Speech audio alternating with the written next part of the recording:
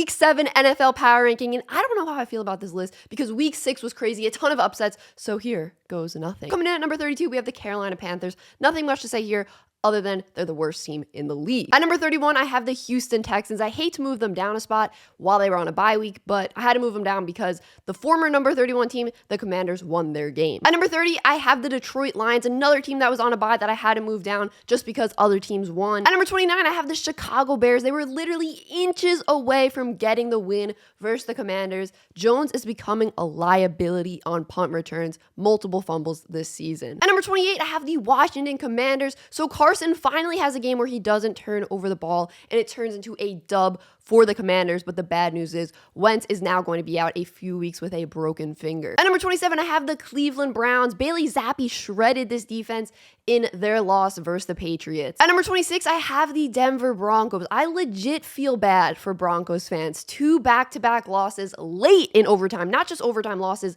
late overtime losses. This reminds me of the Giants 2017 season. If you guys don't know, I'm a Giants fan. I remember heading into 2017, they were power ranked number 2 behind the Patriots by Bleacher Report. That season went on to be one of their worst seasons ever. They had a terrible record. I don't know if the Broncos season is going to be that bad, but I feel for you Broncos fans. I understand what it's like going into a season with high expectations and then things just going terribly wrong. I mean, teams are literally daring Russ to throw the ball and he's just not making the plays. At number 25, I have the Arizona Cardinals. So for a second time this season, the Cardinals offense failed to score a touchdown. Cliff Kingsbury needs to give up play calling duties because it's just not working. At number 24, I have the Pittsburgh Steelers. So the most surprising win of the week goes to the Steelers, upsetting the Buccaneers. This defense looked like the defense I expected to see this season for the Steelers. At number 23, I have the Las Vegas Raiders. They were on a bye. At number 22, I have the Jacksonville Jaguars. What happened to this Jaguars defense? They give up 34 points to the Colts offense that didn't have Jonathan Taylor.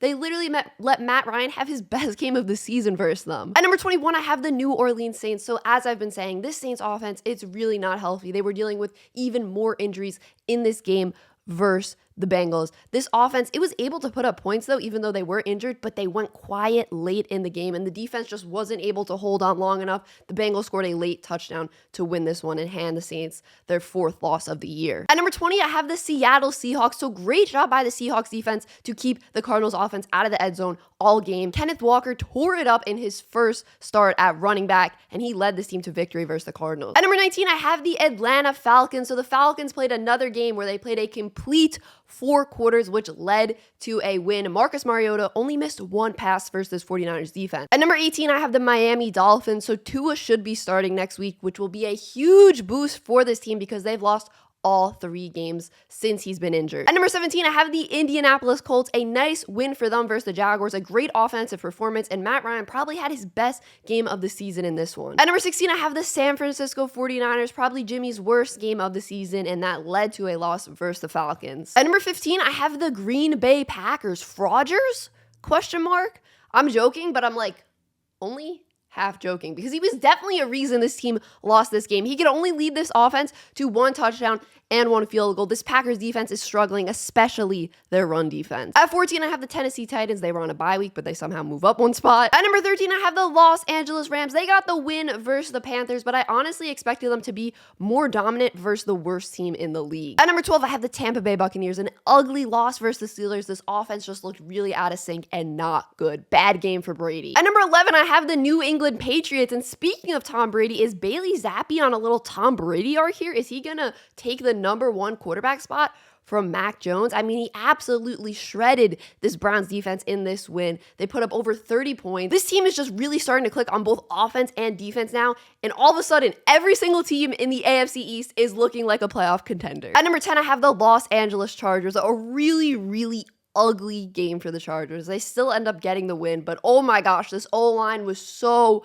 bad in this game. So many holding penalties. It really prevented the offense from getting in a rhythm. At number 9, I have the Baltimore Ravens. So Lamar was really the opposite of clutch in this loss. He had 2 late turnovers that cost the Ravens this game. But then again, the defense couldn't keep the Giants out of the end zone to hold on to this lead. At number 8, I have the Cincinnati Bengals. Another close game for the Bengals, but they end up winning this one in the final minutes with a late touchdown. At number 7, I have the New York Jets. The New York Jets are 4-2, baby. I love it. I'm a Giants fan, but I love when New York football is good overall because it's been a rough few years here in New York. We've been made fun of a lot, Jets and Giants fans. So I'm happy for both of us right now.